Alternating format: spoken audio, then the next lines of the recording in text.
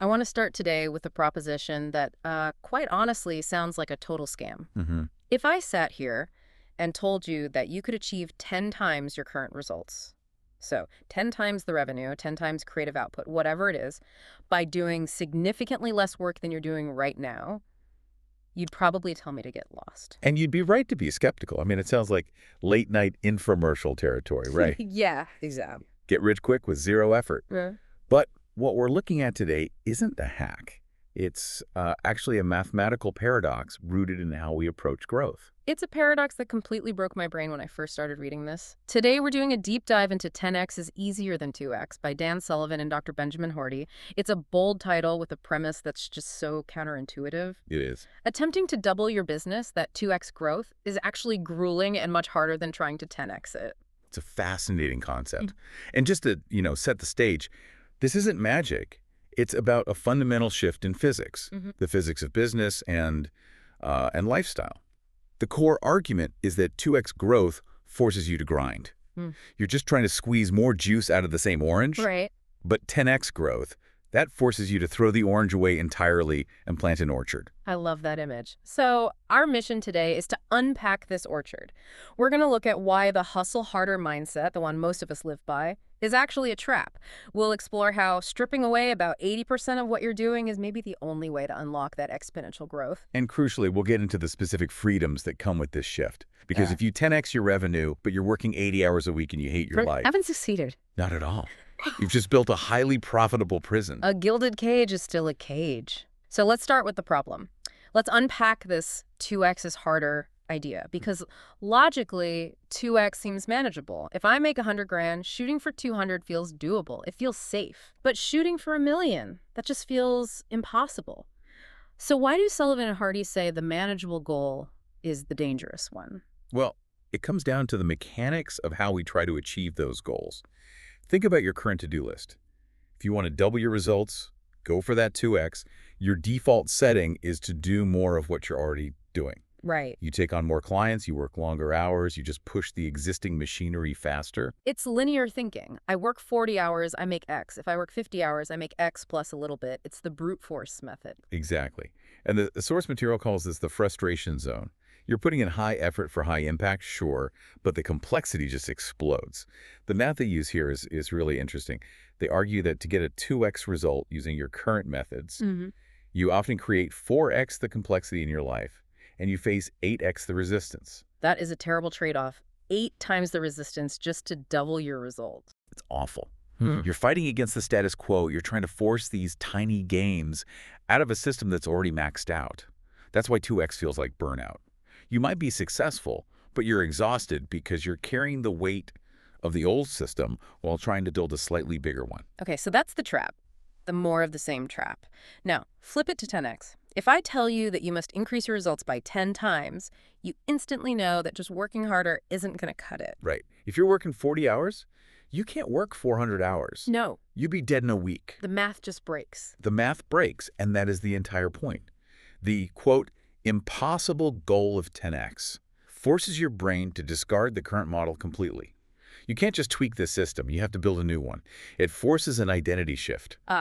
You have to stop doing the things that get you linear results and only do the things that provide exponential leverage. So in a weird way, the 2x goal is the enemy because it lets you keep all your bad habits. Precisely. 2x lets you keep your bad habits, your low-paying clients, your inefficient processes. It lets you rationalize them. Oh, I just need to work a little later to handle this client. Yeah. 10x forces you to purge them.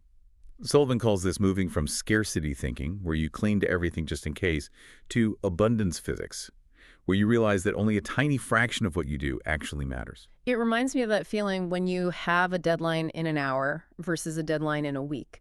With a week, you procrastinate, you tweak, you overthink.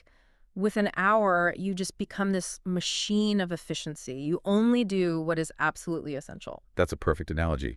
10x is like that 1-hour deadline applied to your whole career. Yeah. It forces clarity, it strips away the noise. And this brings us to the core mechanism of the book, which is, well, it's really uncomfortable for a lot of people. The art of subtraction. Yes. Yeah, let's get into this. Because the sources mention that to go 10x, you don't add things to your plate. You basically have to clear the buffet. You have to clear the buffet. And this relies heavily on the Pareto principle, the 80-20 rule. Most people know this So one. 20% of what you do produces 80% of your results. Classic business school stuff. Right, but here is the 10x twist. In a 2x mindset, you try to optimize that bottom 80%. You try to get faster at answering emails or better at managing difficult, low-paying customers. You try to manage the waste. Okay. A 10x mindset says, delete the bottom 80%. It's just gone. Gone. The source material emphasizes that your stop doing list is infinitely more important than your to-do list. If you want 10x growth, you have to ruthlessly eliminate the 80% of tasks that are merely good to focus entirely on the 20% that are great. But that's terrifying. I mean, let's be real for a second here. It is. It's so easy to say stop doing the low-value stuff, but that low-value stuff is often what pays the light bill right now. Right, the light bill. Exactly. Or it's a client you've had for 5 years who's nice but just doesn't pay well. There's a real emotional component there. There is, and that is where this whole concept of strategic courage comes in. The authors don't sugarcoat this. They don't say it's easy emotionally. They say it's easy operationally once you finally do it. But getting there requires a courage calculus. You have to be willing to walk away from sunk costs. You have to say no to clients who are good but not great. You have to risk short-term criticism for long-term freedom. It's the difference between being busy and being productive. Or actually, maybe it's deeper than that. It is. It's the difference between being productive and being strategic. The study guide breaks this down into 4 specific layers of elimination. It's not just stop doing stuff. It's a process. Okay, walk us through those layers, because I think people get stuck on the how. Sure. So the first layer is pretty straightforward. Activity elimination. Just stop doing it. Does this report actually need to be written? Does this meeting need to happen? Exactly. If the answer is no, it's gone. That's the low-hanging fruit. Right. Layer 2 is responsibility delegation. If it must be done, does it have to be done by you? This is where so many entrepreneurs and high performers get stuck because of ego. Oh, yeah. No one can do it like I can. The classic technician trap. I'm the only one who knows how to format the newsletter correctly, so it looks perfect. Exactly. And the 10x mindset says, even if you delegate it and it's done 80% as well as you do it, that's a win if it frees you up for 10x work. You have to accept good enough on the small stuff to achieve world-class on the big stuff. Okay, so eliminate, then delegate. What's next? Layer 3 is standardization and systemization. This is about automating the routine. Wow. If you can't eliminate it or delegate it, can a machine do it? Can a process do it? And the fourth? The fourth is the hardest. Strategic abandonment. That sounds dramatic. It is. It means looking at a business line or a project that is profitable, that works, that people like, and killing it. Killing a profitable project, that sounds insane to most business owners. It does, but you have to ask yourself, does it have 10x potential? Often companies have these like zombie products that bring in steady cash but take up huge amounts of mental bandwidth.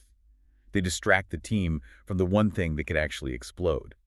Strategic abandonment is pruning a healthy branch so the whole tree can grow taller. And that's why it requires courage. It feels like you're losing something. You are. It's counterintuitive to walk away from money, but the argument is that the good money is blocking the great money. Exactly. It's all about opportunity cost. Yeah. Every hour you spend on a 2x activity is an hour you are stealing from your 10x future. So if we summon this courage and we slash and burn 80% of our calendar, we're left with this wide open space, which is also kind of scary. What are we supposed to fill it with? You fill it with your unique ability. I love this term. It sounds like a superhero origin story. My unique ability is flight. Huh, right. But in this context, it's a very specific definition, isn't it? It is. Sullivan argues that unique ability isn't just something you're good at.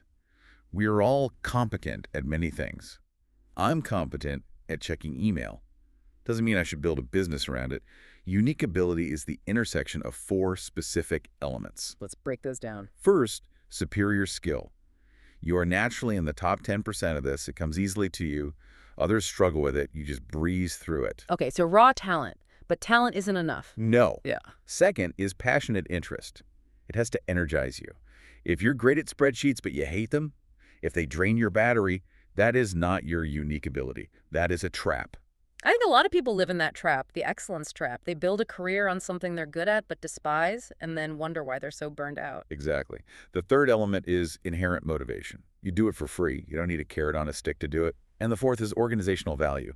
It actually makes money or creates impact. So I'm great at napping, and I love napping, and I do it for free, but nobody pays me to nap. Then it's a great hobby, but it's not a unique ability in a business context. Got it. But if you can find that intersection where you are elite, energized, motivated, and valuable, the goal of 10X is to clear your calendar so that eventually 100% of your work time is spent in that zone. That sounds like nirvana.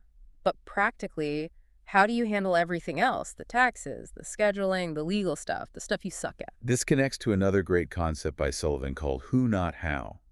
It's a simple mental switch. When you face a problem or a task, your default question is usually, how do I do this? How do I learn this software? Right. We immediately look for a tutorial or a course. The 10X question is, who can do this for me? So instead of learning to code a website, I find a who whose unique ability is coding. Precisely. You are pairing your unique ability with someone else's.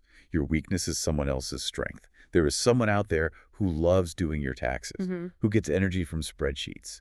When you start thinking in terms of who, you stop seeing tasks as burdens and start seeing them as opportunities for collaboration. This makes so much sense logically, but I feel like there's a mental hurdle here. Even if people understand the math of 10X and they get the unique ability concept, they still feel, well, stuck or unhappy. Yeah. They hit a milestone and they just don't feel good about it. That brings us to the psychology of progress. The authors identify this massive pitfall for high achievers, the gap. The gap. This was one of the most impactful parts of the material for me personally. Break this down for us. Okay, so picture the horizon. Yeah. You're standing on a beach. You see the horizon line. You start walking toward it. What happens? It just moves. It stays the same distance away. Exactly. You can never reach the horizon. The gap is when you measure yourself against your ideal future, that horizon. You say, I wanted to make $1 million. I only made $800,000. I failed. Or I did make $1 million, but now I want 10 million, so I'm still not there. You're constantly measuring the distance between where you are and where you want to be. Yes. So since you never reach that ideal, you are constantly in a state of lack. You are literally training your brain to feel like a failure, no matter how much you succeed. It's the I'll be happy when syndrome. I'll be happy when I get the promotion, when I sell the company. Yeah. And living in the gap just kills your confidence. It kills momentum. It destroys it. You can't build a 10X future if you feel like a failure today. Your brain just shuts down. The alternative is the gain. Which is measuring backwards. Yes. You turn around and you look at where you started. 3 years ago, I was making $50,000. Now I'm making $800,000. When you measure the gain, you see progress. Your brain registers a win. That creates dopamine. That dopamine creates confidence. And confidence is the fuel you need to take the next scary leap. So the 10X mindset requires you to appreciate how far you've come, rather than obsessing over how far you have to go. It's not just positive thinking. It's an actual performance hack. It's essential fuel. If you're in the gap, you're operating out of need and scarcity. You're desperate. If you're in the gain, you're operating out of gratitude and abundance. And purely from a business standpoint, abundance attracts opportunities. Desperation repels them. This leads us to the ultimate payoff. Because if we do all this, if we subtract the noise, focus on our unique ability, stay in that, what do we actually get? It's not just a bigger bank account, right? Because if I have 10X money but 0 time, I'm poor. And this is where the book shifts from business strategy to lifestyle design. They talk about the 4 freedoms. If your 10X growth doesn't give you these freedoms, you haven't really succeeded. What are the 4 freedoms? First is freedom of time. And this isn't just working less. It's about having quality time. Sullivan talks about a structure for your time that includes aiming for 150 free days a year. Wait, 150? That's almost half the year. That sounds impossible if you're trying to grow a business. It sounds impossible to the 2X mind. But think about the laser versus light bulb analogy. Diffused light working 7 days a week, distracted, checking emails at dinner. It doesn't cut through anything. Right. It just lights up the room vaguely. Laser focus working intensely for short periods in your unique ability, that cuts through steel. So the argument is that you need the recovery time in order to be the laser. Exactly. You cannot be a laser 365 days a year. You will burn out. You need those free days where you do 0 work to rejuvenate so you can be a laser when you're working. So 150 days of rejuvenation to power the days of intense creation. Okay, what's next? Freedom of money. This means moving from trading time for money, which is the ultimate 2X trap, to creating assets and passive income. It's about money serving you, not you serving money. Right. It's moving from a wage earner mentality to a net worth mentality. And there's freedom of relationships. This is a big one, and it goes back to that courage calculus. It means only engaging with people you enjoy and who support your growth. That old saying, you are the average of the 5 people you spend the most time with. It's so true. If you are hanging out with people who are stuck in the gap, who are constantly negative, who are cynical about growth, they will drag you down to their level. A 10x environment requires 10x people. It means firing the clients who drain you and maybe even distancing yourself from peers who aren't on the same path. That's tough medicine. It is, but it's necessary for the environment you're trying to build. And finally, freedom of purpose. This is the why. When you aren't scrambling for survival or external validation, you can align your work with a deeper meaning. You are doing it because it matters, not just because it pays. And the sources suggest we should actually track this, right? Like literally measuring your freedom. Yes, the freedom dashboard. Most entrepreneurs obsess over their P&L statement or their revenue growth. Sullivan suggests you should track your freedom metrics just as diligently. How many free days did I take this quarter? How much passive income did I generate? How many hours did I spend in my unique ability versus doing admin work? I really like that. What gets measured gets managed.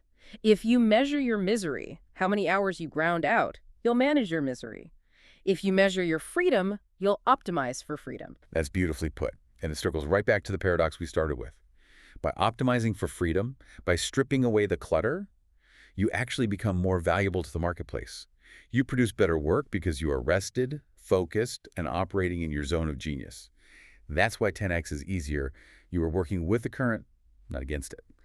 So let's bring this down to earth for everyone listening. We've covered a lot. Physics, subtraction, unique ability, the gap and gain. What does this all mean for someone listening right now who just feels completely overwhelmed? Someone who is thinking, I can't even take a weekend off, let alone 150 days. It means that feeling of overwhelm isn't a sign that you need to work harder. It's a sign that you are overdue for a subtraction. Overwhelm is the symptom of a 2x mindset hitting its limit. It's the engine redlining. Correct. The takeaway is to stop looking for more to add. Stop looking for the next app, the next strategy, the next client to squeeze in. Start looking for what you can remove. 10x is a filter. It's a pair of glasses you put on to look at your life and ask, does this activity belong in my future? Or is it an anchor to my past? That is a powerful image. It's about shedding the skin of your current self to let the future self step through. And realizing that your current self cannot achieve your future goals. You literally have to become a different person, a person who does fewer things, but does them with significantly higher impact. This has been a fascinating deep dive. It's completely flipped my view on goal setting. Instead of a mountain to climb, it feels more like, I don't know, a hot air balloon where you just need to cut the sandbags to rise. I think Dan Sullivan would love that analogy. It really is about buoyancy through elimination. Before we wrap up, I want to leave our listener with that one provocative thought from the source material. We touched on it, but it bears repeating as a challenge. The challenge is a single question, and I want you to really sit with it. What is the one thing you are doing right now? A task, a client relationship, a habit that if you stop doing it immediately would free up the energy you need to make an exponential leap. Don't just think about it, identify it. And if you have the courage, kill it. And see what fills that space. Thanks for diving deep with us today. Here's to doing less and achieving 10x more. We'll see you on the next deep dive.